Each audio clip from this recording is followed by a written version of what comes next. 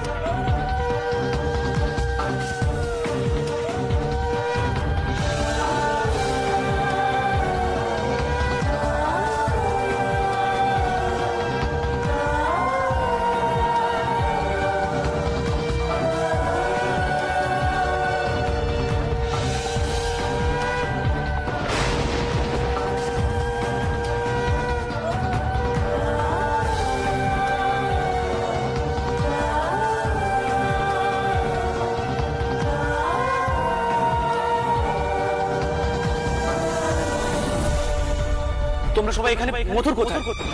মথুর বাবু হঠাৎ করে ঘরে এসে গোপালকে নিয়ে বেরিয়ে গেলেন। আমি জানতাম এমনটাই হবে।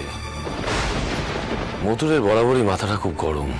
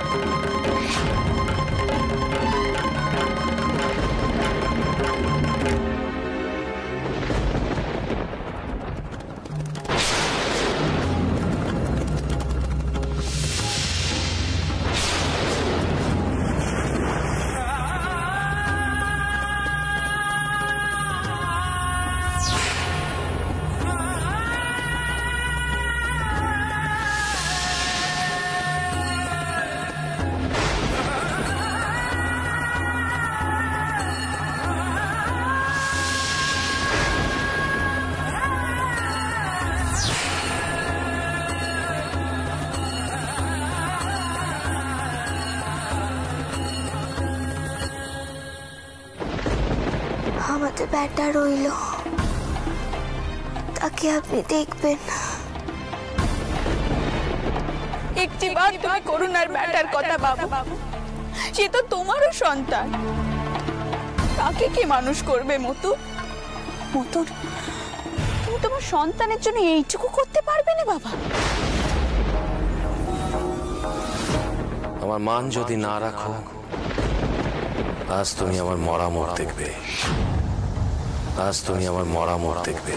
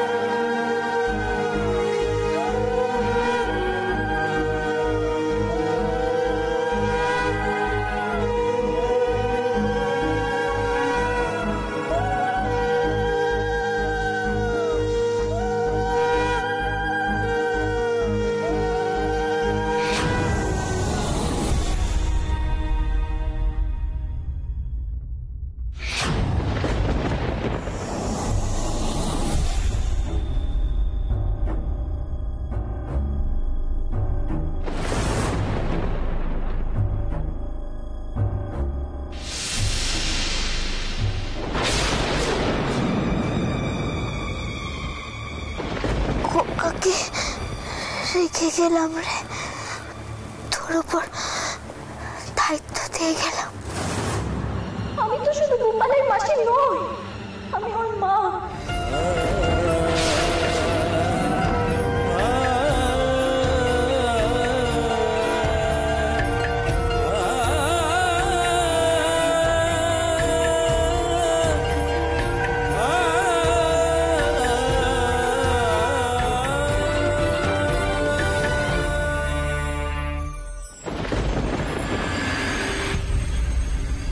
শাক বাজাও, উলু দাও গো।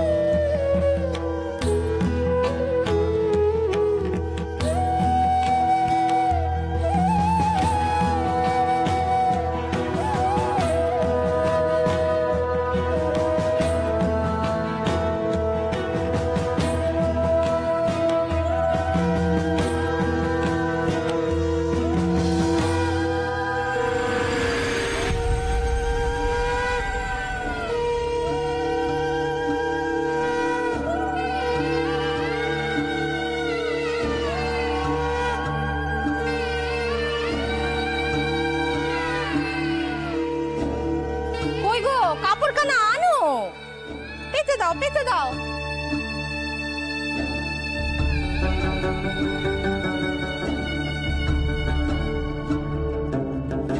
দুধে আলতাটা আনো দেখি, এখানে রাখতে হবে তো।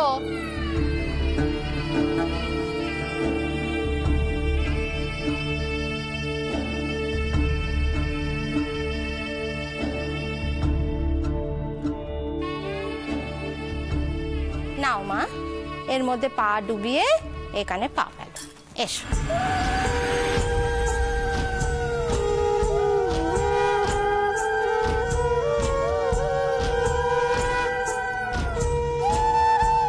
এসো মা, এসো, চলো।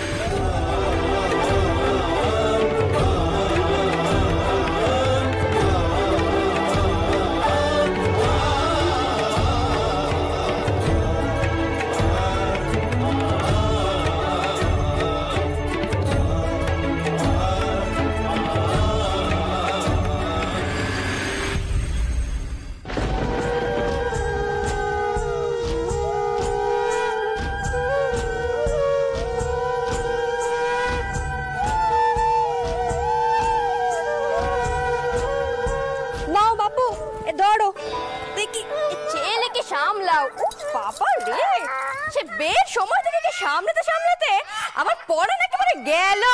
কি কাঁদুনে বাচ্চা রে বাবা, একে আমি সামলাতে পারবো না। হ্যাঁ, উফ, ঘাট থেকে একেবারে বোঝা নামলো। ও মা, তা বলে স্ত্রী আচারের সময়টুকুও দেবে না?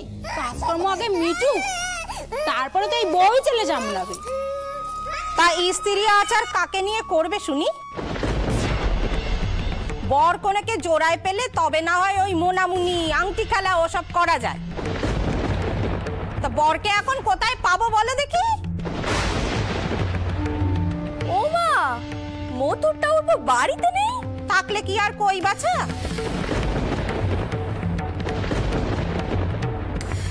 তার মাথায় যে কি পাগলামি চেপেছে কে জানে।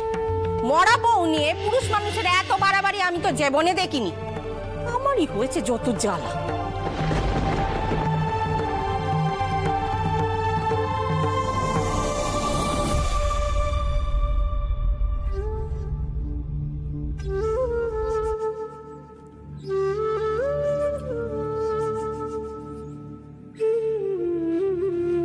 তুমি যা করেছো মা, তা কেউ করেনি।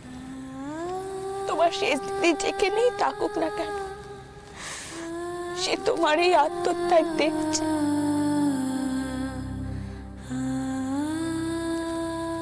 হ্যাঁ, ও ঠিক, তুমি তার ব্যাটার জন্য বিয়ে করেছো, কিন্তু কিন্তু বিয়ে তো বিয়েই হয় মা।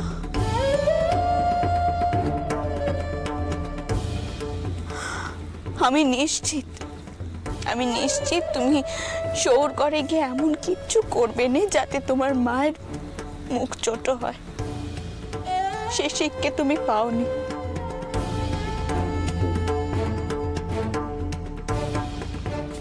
তবে মা, আমি এও জানি ওই বাড়িতে তোমাকে অনেক কিছু সহ্য করতে হবে, অনেক কিছু। তাও তুমি মুখ বুঝে থাকবে। এতে তোমারই মঙ্গল। রঘুবীর তোমার সহায় হবেন মা, রঘুবীর তোমার সহায় হবে।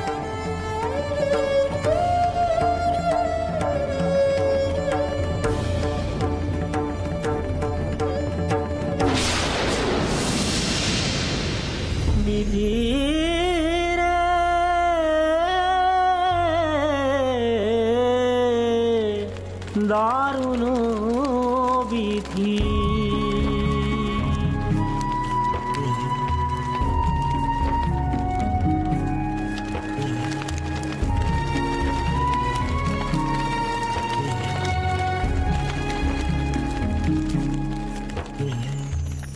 হে জীবন যে ধোকার টাটি, জনম মরণ ঘুরছে পাকে, সকাল রাতের যাওয়ায় আশায় জোয়ার ও ভাটার বাকে, সকাল রাতের যাওয়ায় আশায় জোয়ার ও ভাটার বাকে। বিধি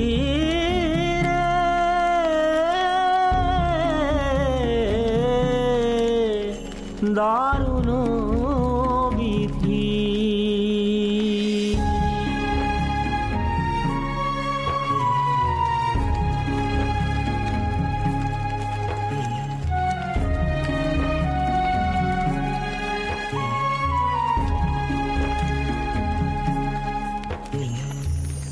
তাও যে ফিরে আসে সকাল গভীর রাতের পরে, আলো এসে খেলা করে অন্ধকারের ঘরে, আলো এসে খেলা করে অন্ধকারের ঘরে, আসা যাওয়ার খেয়াবায় জীবন তরির নে, ভাঙন বেলা মিলন খেলায় সুখ দুঃখের গান গে, সুখ দুঃখের গান গে।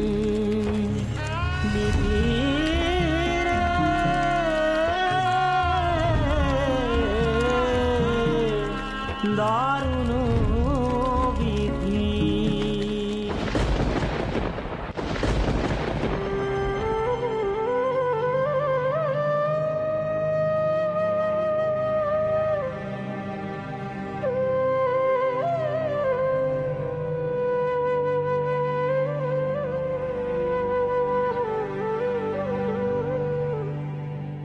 দিদি, এভাবে আর কতক্ষণ ঠাকুর করে বসে থাকবে? রাত তো অনেক হলো, তুমি শুতে যাবে না? কিচ্ছু তো মুখেও দাওনি। ওদিকে বরটা ওরা কিচ্ছু খেলেন নে। তোমরা এমন করলে চলবে কদিকে? তুইও তো এখনো ঘুমোসনি। আমি এই অবস্থায় ঘুমোতে পারি দিদি? তুই একদিন বাদে এলি, কোথায় ভাবলুম সবাই মিলে আনন্দ করব, তা নয়। আচ্ছা সরোজ, তোর কি মনে হয় মতুর এই বিয়ে মেনে নেবে? নাকি নাকি আমি চটকুকে জীবন কারা নষ্ট করে দিল? সে তো ছেলে মানুষ, আবেগে চলে, কিন্তু আমি কি করে তার কথায় মত দিলুম? হ্যাঁ রে সরোজ, আমি ভুল করলাম না তোরে? দিদি তুমি তো কইতে রঘুনাথ যা চান তাই হয়, তার উপরে আমাদের ইচ্ছা অনিচ্ছে চলেনি।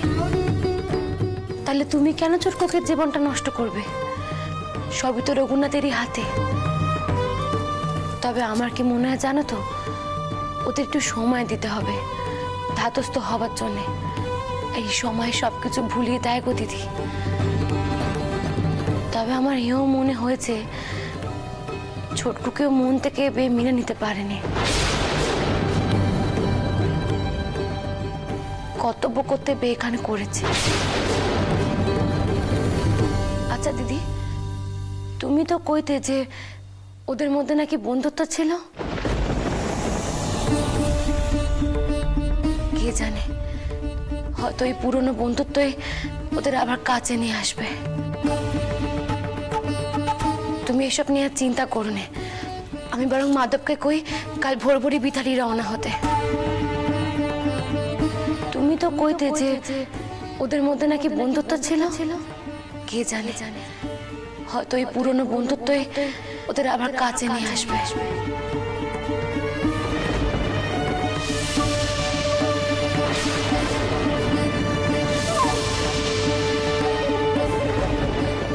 বড় ঝুঁকি নিয়েছি রকবি। আমার মুখখানা তুমি রেখোটা, মুখখানা তুমি রেখো। চটকু কি আর মতুর যেন সুখী হয়।